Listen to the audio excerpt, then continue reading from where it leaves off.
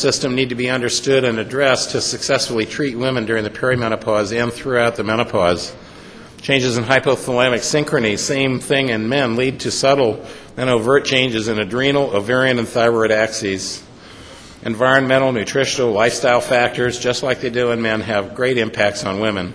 I'm truly hoping that Frank is going to be able to get the screening for the xenoestrogens. They've been associated with increased endometriosis. I'm sure they must be increased with breast cancer in animals that get the pesticides. They don't lay good eggs. They don't reproduce properly. It has a huge impact on female ovarian function.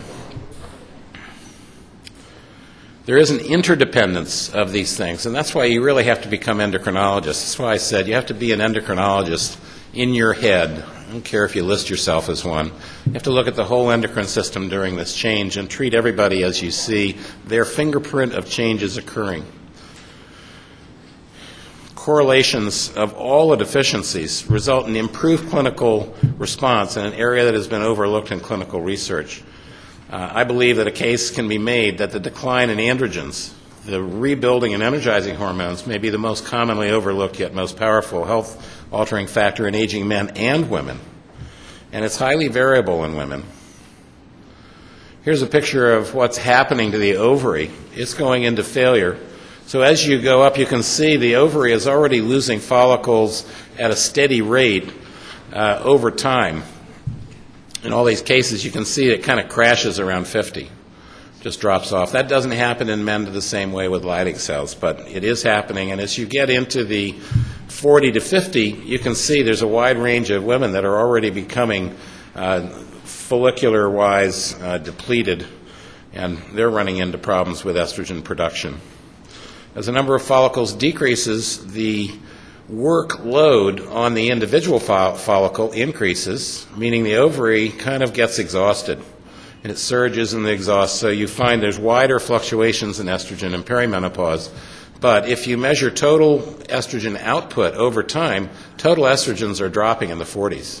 So perimenopause is a time of decreased total estrogen output, variable androgen output, and peak estrogen levels that are higher than normal, and low estrogens that are lower than normal. It causes wide fluctuations and for a lot of women, a very disruptive period. There's a gradually increasing fluctuation of both the output of FSH and E2 over 10 years prior to menopause, and this may be paralleled by decreases in both progesterone and testosterone. The pattern is highly variable, may be associated with an increase in testosterone at certain times and in certain women, so make sure you measure and follow these. Don't give just testosterone every time you give estrogen when their libido is down. Libido is at its highest when both estrogen and testosterone are peaking. This is a changing pattern of estradiol perimenopause. A is age 35 to 40. Okay, they're clearly pre-perimenopause. That's kind of a normal pattern. It shows you the wide fluctuations as you go through the menstrual cycle. You can see in age 40 to 45, your peak in picomoles is gone up quite a substantial amount.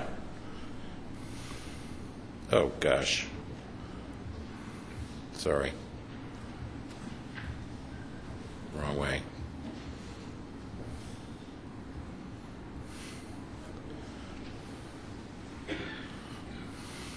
There it is. You can see peak estrogens are going up, but total estrogens are going down. It's kind of a paradox. You get women that complain of estrogen dominance for two reasons. One is their peak levels are higher.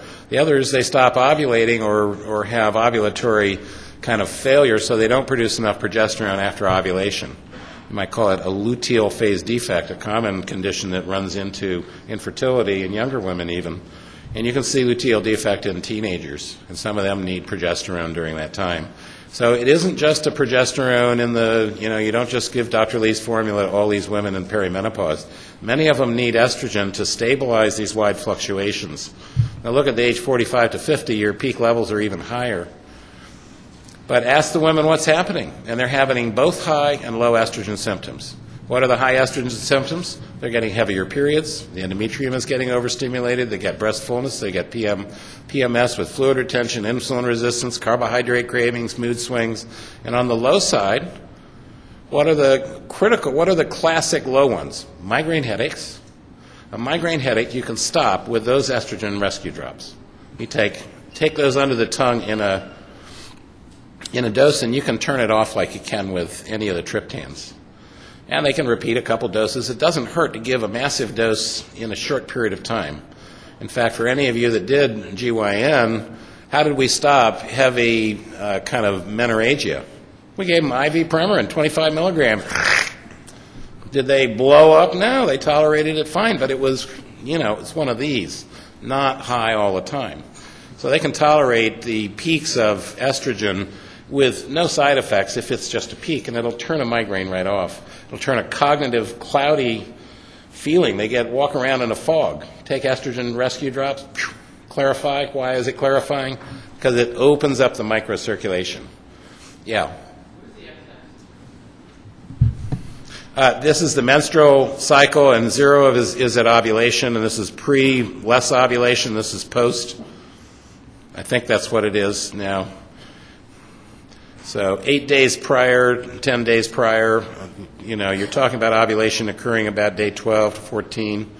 Then there's this big drop. Perimenopause, it may actually drop more, or it drops more precipitously, and it's that falling estrogen where you'll see migraines occurring. You have them chart them, and they'll get them mid-cycle, and they'll get them right around menses or during the menstrual flow.